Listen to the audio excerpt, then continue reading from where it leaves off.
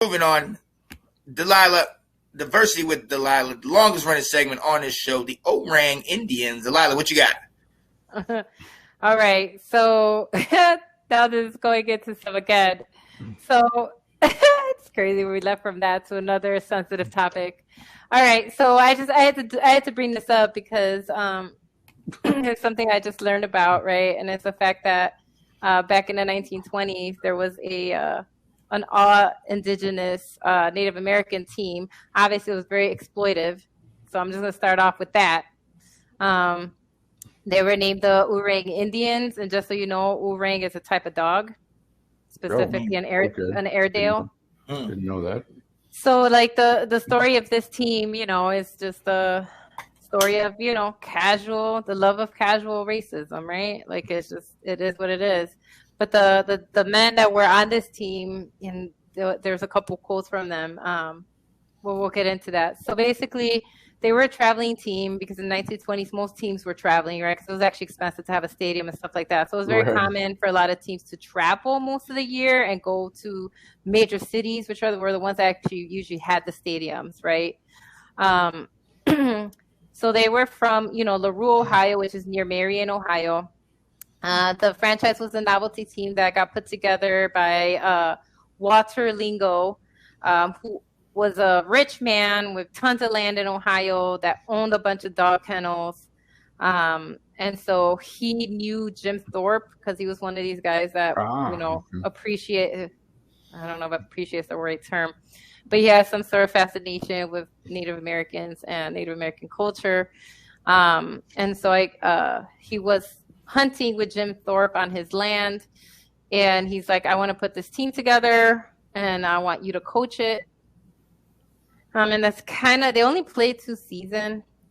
So they didn't play it for very long. They only played 2 seasons. So as I said on our hunting tip, they decided that one way that this man was going to actually use this indigenous team to pretty much promote his dog kennels and his business. So that's one of the things of how this was set up. So Thorpe, who as I talked about Jim Thorpe months ago on DWD, and him being one of the first indigenous players and Hall of Fame and stuff surrounding him. So he at this time it was really cheap to buy a franchise team, so it was $100.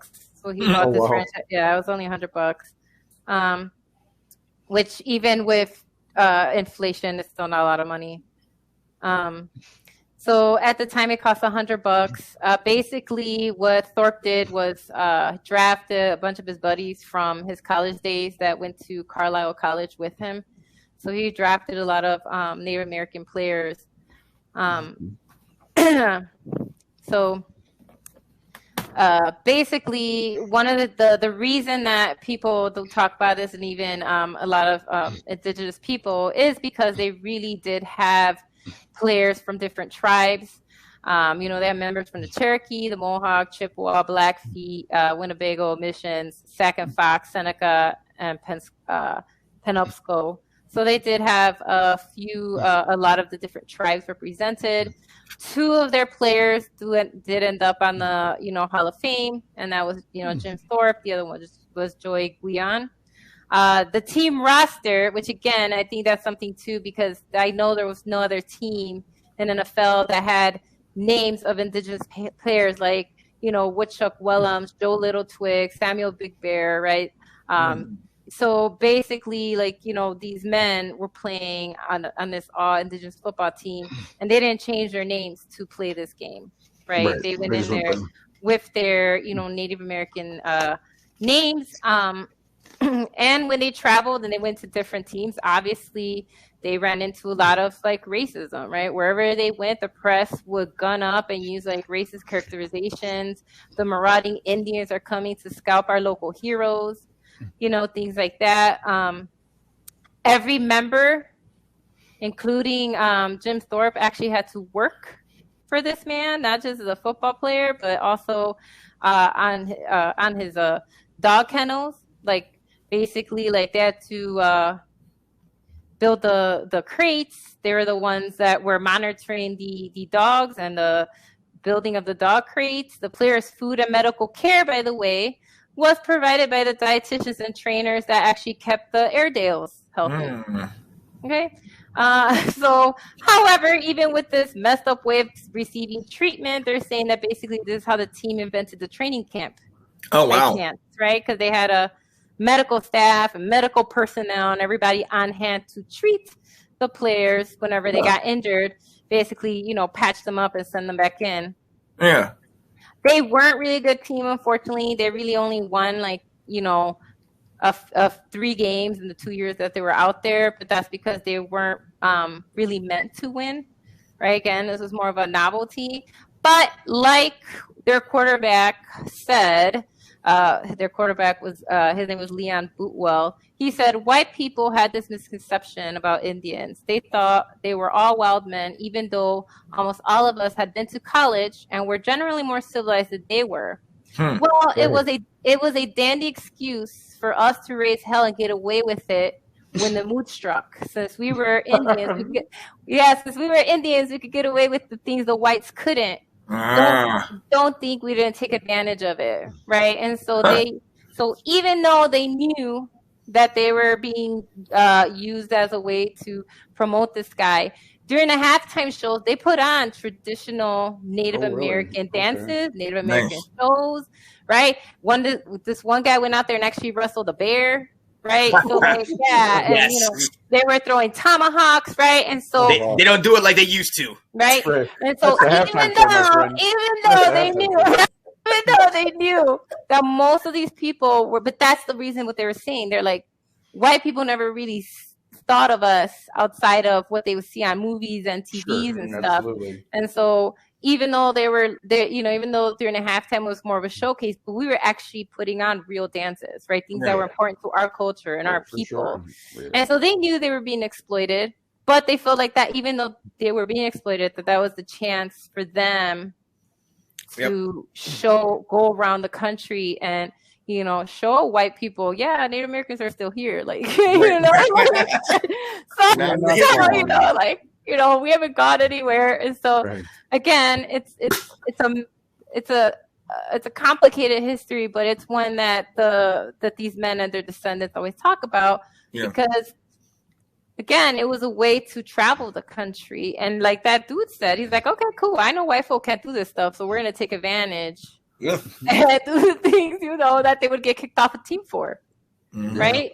And really all they did was just go and, you know, carouse around town and got drunk. And like one time they were saying they got really drunk and got on the trolley in the wrong direction.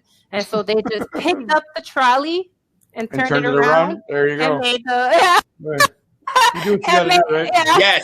So they were all drunk and they're like, let's flip this trolley. They flipped in the other direction.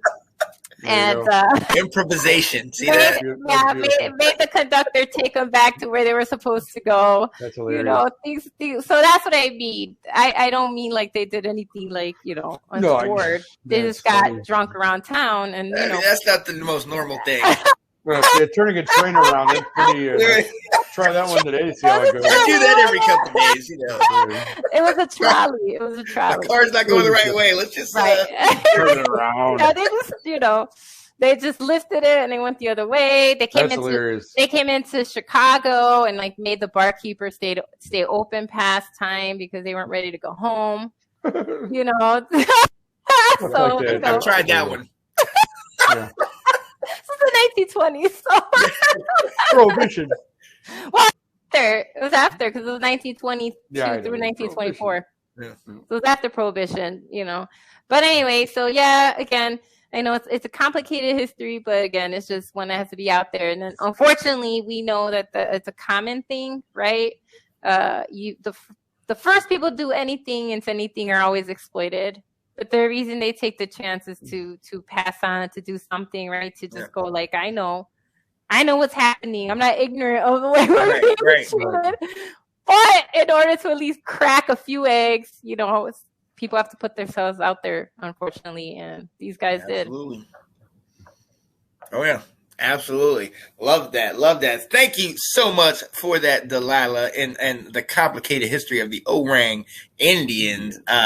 Definitely want to look them up a little bit later and go deep into that. I love that. And let me tell you, when I say I love that, I don't want you to think I'm just blowing smoke.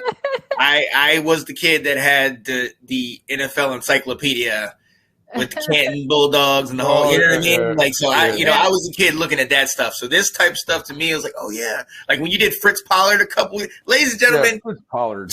We have on my YouTube channel, we have. I'm a teacher. We have a playlist of all of the diversity with Delilah's that Delilah's done. She's done a number. But she did one on Fritz Pollard. If you don't know, he's the first African-American coach in the history of the game. Actually, some kind of credit him for kind of co-starting the professional game. Yeah. You know? So, but there's always something new and always something that it's like, damn, I didn't know that. Thanks, Delilah. Okay. Cool. I like that. Hey, look, if we don't pass on this stuff, just like you said, Delilah, if we don't keep telling these stories, then these stories are going to get lost in time. Yep. One of the great traditions in the Native American community is sitting around telling stories, passing it along so that we can keep the memory fresh, keep it alive. So I absolutely love that. And